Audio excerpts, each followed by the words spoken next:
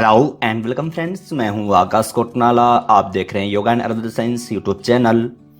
दोस्तों, आप में से काफ़ी सारे लोगों के मुझे कमेंट आ रहे थे, जो कुछ पहले की जो वीडियो मैंने आप लोगों को जो चैनल पर दी हैं, जिन वीडियोज़ में मैंने आप लोगों को यूजीसी नेट योगा का जो क्वेश्चन पेपर है वो हल करके दिया था, उन वीडियोज़ में आप लोगों के काफ़ी सारे कमेंट्स आ रहे थे कि सर जो दिसंबर 2019 में जो यूजीसी नेट योगा का जो पेपर हुआ था, उस पेपर को भी हल करके जल्दी ही चैनल पर अपलोड करें। तो इसी का जो ये पार्ट 1 है, सीरीज पार्ट 1 में आप लोगों के लिए यहाँ पर लेकर के आया हूँ। इससे पूर्व में आप लोगों को चैनल पर इसी प्रकार से और भी अन्य वीडियोस दे चुका हूँ। काफ़ी सारे योग के क्वेश्चन पेपर में आप लोगों को हल करा करके चैनल पर दे चुका हूँ। अगर जो आप लोग इन वीडियोस को देखना चाहते हैं या फिर योग में आने वाली वैकेंसियों के बारे में या फिर योग के किसी भी सब्जेक्ट की अच्छी ढंग से तैयारी करने के लिए आप चैनल पर आ सकते हैं। काफ़ी सारी वीडियोज आप लोगों को चैनल पर मिल जाएंगी। अगर जो आप स्टेप बाय स्टेप देखना चाहते हैं तो यहाँ पर आप लोग जैसे ही यहाँ पर प्लेलिस्ट पर आएंगे तो आपको यहाँ पर सभी सब्जेक्ट की यहाँ पर प्लेलिस्ट यहाँ पर मिल जाएगी। जैसे कि योग दर्शन है, श्रीमद् भगवद गीता है, उपनिषद है, योग के जो यूजीसी नेट के जो ओल्ड क्वेश्चन पेपर हैं उनकी पूरी प्लेलिस्ट यहाँ पर मिल जाएगी। दर्शन है, योग वासिष्ठ है, घेरण संहिता है, हेल्थ से संबंधित है, या फिर लाइव क्लासेस भी आप लोगों को चैनल पर मिल जाती हैं।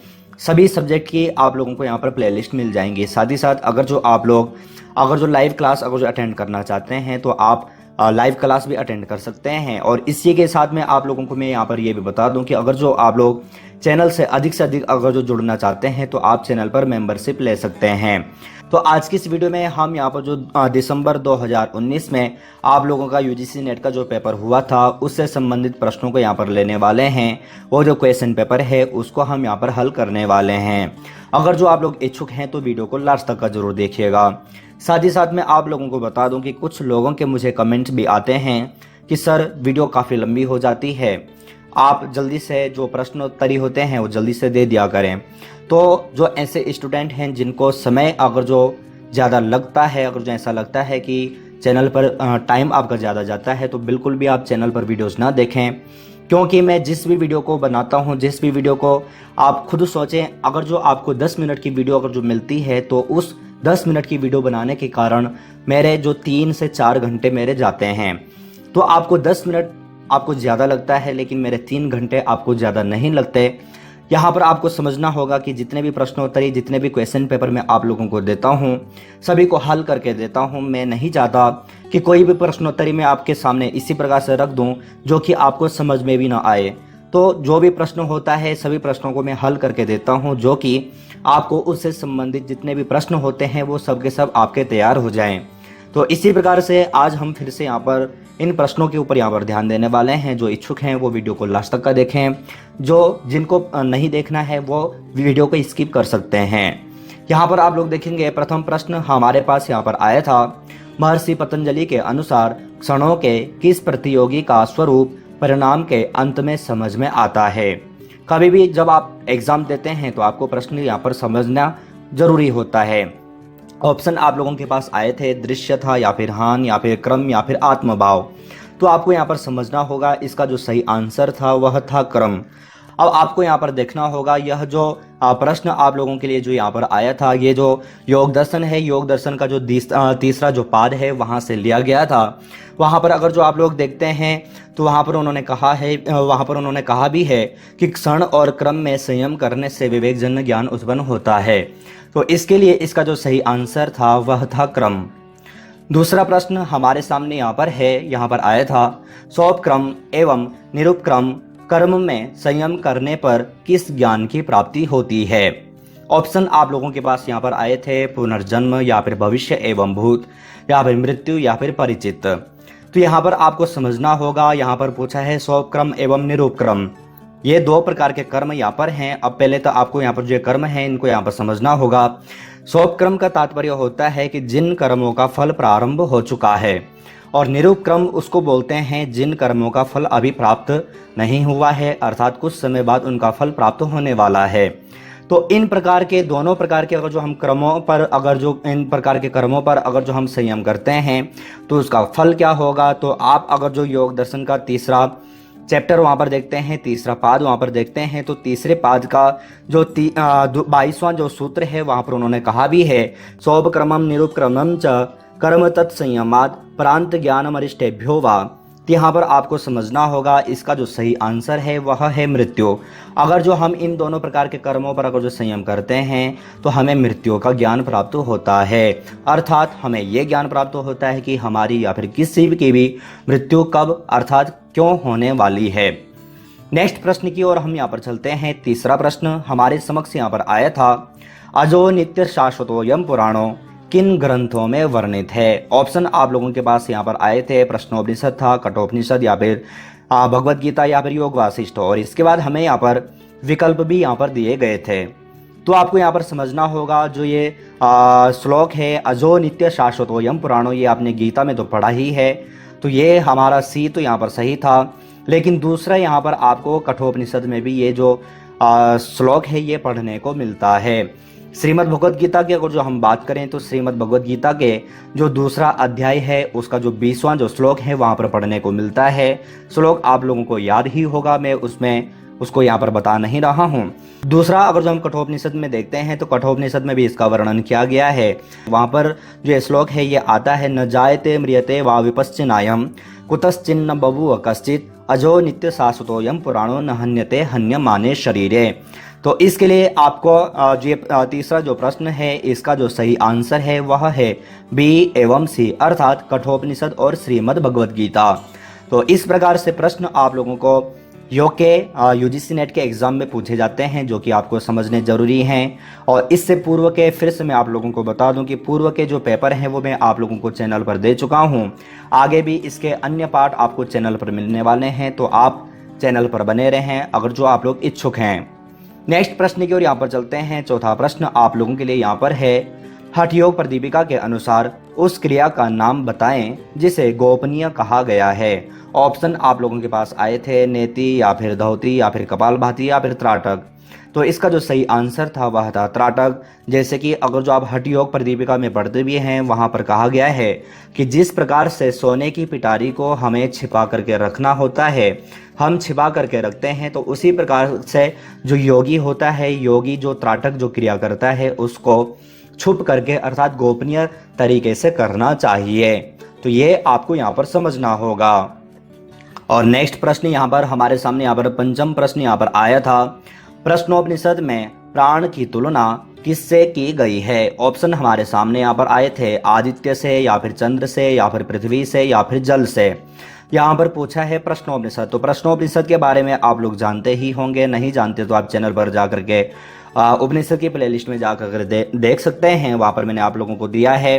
जो प्रश्नोपनिषद है यह अथर्ववेद के पिपलाद शाखा से लिया गया है। इसके अंतर्गत जो ब्राह्मण भाग है वहाँ से लिया गया है, जिसमें कि 6 प्रश्न पूछे जाते हैं। तो यहाँ पर जो प्राण है, जो प्राण की जो तुलना की गई है वह तुलना की गई है आदित्य से। तो हमारा जो सही आंसर जो नंबर 1 था ये इसका बिल्कुल सही आंसर था। नेक्स्ट प्रश्न को यहाँ पर चलते हैं। छठा प्रश्न हमारे समक्ष यहाँ पर आया था, मानव शरीर में वक्सीय कशेरुका अर्थात थोरेसिक वर्टिब्रा कितने होते हैं या कितने हैं। ऑप्शन यहाँ पर थे 12 या फिर 7 या फिर 5 या फिर 10। तो ये तो बिल्कुल सही सरल आंसर था। इसका सही आंसर है 12। आप लोग सभी के बारे में जानते होंगे कि सर्वाइकल, थोरेसिक, लंबर, सेक्रल और कोक्सी में कितने होते हैं। इसके ऊपर मैं ज़्यादा चर्चा यहाँ पर नहीं करने वाला। नेक्स्ट 7वां प्रश्न की ओर यहाँ पर चलते हैं। 7वां प्रश्न यहाँ पर आया था, ऐतरेयोपनिषद किस वेद से संबंधित है। यजुर्वेद या फिर कृष्ण यजुर्वेद या फिर ऋग्वेद या फिर सामवेद। तो यहाँ पर पूछा था ऐतरेयोपनिषद। तो यहाँ पर आपको समझना होगा जितने भी उपनिषद हैं वो किसी न किसी वेद से निकले हुए हैं। तो इसका जो सही आंसर है वह है ऋग्वेद। जो ऋग्वेद है, ऋग्वेद के ऐतरेय आरण्य का जो दूसरा आरण्यक है उसका चौथा, 5वां और 6ठा जो अध्याय है वह ऐतरेयोपनिषद के रूप में या ऐतरेयोपनिषद के नाम से जाना जाता है। इसके लिए इसका जो सही आंसर है वह है 3। नेक्स्ट 8वां प्रश्न आप लोगों के लिए यहाँ पर स्क्रीन पर है, जो कि वहाँ पर नेट में पूछा गया था। स्वामी शिवानंद यहाँ पर हमें सूची 1 यहाँ पर दी गई थी और सूची 2 यहाँ पर थी। यहाँ पर हमें जो महात्मा थे, जो योगी थे, उनका नाम यहाँ पर था और उनका क्षेत्र यहाँ पर था, वो हमें यहाँ पर मिलान करने का था। और नीचे की ओर हमें यहाँ पर विकल्प दिए गए थे। तो स्वामी विवेकानंद आपको मालूम है यह कोलकाता में इनका जन्म हुआ था। स्वामी शिवानंद सरस्वती इनका जो मूल जो स्थान था वह था ऋषिकेश। टी कृष्णामाचार्य इनका जो मूल स्थान था वह था मैसूर। और श्री पंडित श्री राम शर्मा आचार्य यह थे हरिद्वार। तो आपको यहाँ पर समझना होगा स्वामी विवेकानंद अर्थात टू, तो स्वामी विवेकानंद अर्थात टू यहाँ पर भी आपको मिलता है और यहाँ पर भी मिलता है, लेकिन यहाँ पर है स्वामी शिवानंद सरस्वती, तो यह थे ऋषिकेश यानी कि 1, तो आपको यहाँ पर देखने को मिलेगा यानी कि 1 आपको यहाँ पर मिलता है। तो हमारा जो फर्स्ट ऑप्शन है यह बिल्कुल सही आंसर है। आपने देखा मैंने ये जो सूची 1 सूची 2 से जो मिलान किया, मैंने ज़्यादा टाइम यहाँ पर नहीं लगाया, इसका सही आंसर आपको मिल गया है। किस प्रकार से इनको तैयार करते हैं जल्दी ही आपको मैं चैनल पर इसके बारे में बता दूंगा कि किस प्रकार से आपको 1 या फिर 2 से मिलान करना होता है। आप जल्दी से इसका आंसर दे सकते हैं। नेक्स्ट 9वां प्रश्न आप लोगों के लिए यहाँ पर स्क्रीन पर है। वर्ण, स्वर, मात्रा, बल, साम और संधि यह सब शिक्षा की सार वस्तुएं, यह कथन किस उपनिषद का है? ऑप्शन यहाँ पर आए थे मांडुक्य उपनिषद या फिर ऐत्री या फिर तैतरी या फिर बृहदारण्यक। तो ये भी आप लोगों को ध्यान में होना चाहिए, नहीं है तो आप लोगों को ध्यान में होना चाहिए। उपनिषदों के ऊपर मैं आप लोगों को प्लेलिस्ट चैनल पर दे चुका हूँ। तो इसका जो सही आंसर है वह है तैतरीय उपनिषद। तैतरीय उपनिषद में 3 बल्लियाँ वहाँ पर हैं जो कि आप लोगों को ध्यान में होगा, शिक्षावल्ली, ब्रह्मावल्ली, ब्रह्मानंद वल्ली और भृगुवल्ली। तो जो शिक्षावल्ली है, शिक्षावल्ली के अंतर्गत ये शिक्षा के भाग हैं, शिक्षा के यह वस्तुएं हैं, सार वस्तुएं हैं। तो आपको यहाँ पर समझना होगा, इसके लिए इसका जो सही आंसर था वह था 3। नेक्स्ट 10वां प्रश्न की ओर यहाँ पर चलते हैं। 10वां प्रश्न यहाँ पर आया था, वयस्कों में विटामिन डी की कमी के कारण कौन सा रोग होता है? केराटोमलेशिया या फिर ऑस्टियोमलेशिया या फिर रिकेट्स या फिर ऑस्टोपोरोसिस। तो ये भी आपको ध्यान में होगा, इसका जो सही आंसर है वह है ऑस्टियोमलेशिया।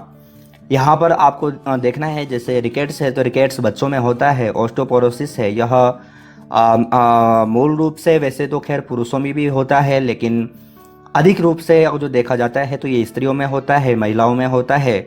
रजो निवृत्ति के पश्चात जो ऑस्टियोपोरोसिस की जो समस्याएं हैं यह महिलाओं में ज़्यादा होती हैं। तो इस प्रकार से आपको यहाँ पर समझना है। आज मैं यहाँ पर सिर्फ 10 ही प्रश्न आपको यहाँ पर दे पाया हूँ, और भी कई सारे प्रश्न हैं, लगभग अभी 90 प्रश्न यहाँ पर छूटे हुए हैं जो कि आपको अन्य पार्ट में चैनल पर मिलने वाले हैं। इसी प्रकार से अगर जो आप लोग चैनल पर तैयारी करना चाहते हैं, योग सब्जेक्ट की अच्छी ढंग से तैयारी करना चाहते हैं, तो आप चैनल से जुड़ सकते हैं। चैनल पर आप लोगों को इसी प्रकार से अच्छी ढंग से तैयारी कराई जा रही है। मैं फिर से आपको बता दूं कि अगर जो आप चैनल से अत्यधिक अगर जो संपर्क स्थापित करना चाहते हैं, योग सब्जेक्ट की अच्छी ढंग से तैयारी करना चाहते हैं, तो आप चैनल पर मेंबरशिप ले सकते हैं। मुझे यकीन है कि ये वीडियो आप लोगों के लिए काफ़ी यूजफुल होगी। अगर जो वीडियो पसंद आती है तो लाइक ज़रूर कीजिएगा, और अगर जो आपके पास हमारे लिए कोई क्वेश्चन है, कोई सुझाव है, तो आप वीडियो के कमेंट बॉक्स में टाइप करके जरूर भेजिएगा। तो कहीं जाएगा नहीं, बने रहिए yoga and Ayurveda science YouTube channel के साथ, और सीखते रहिए और देखते रहिए yoga and Ayurveda science YouTube channel. Thanks.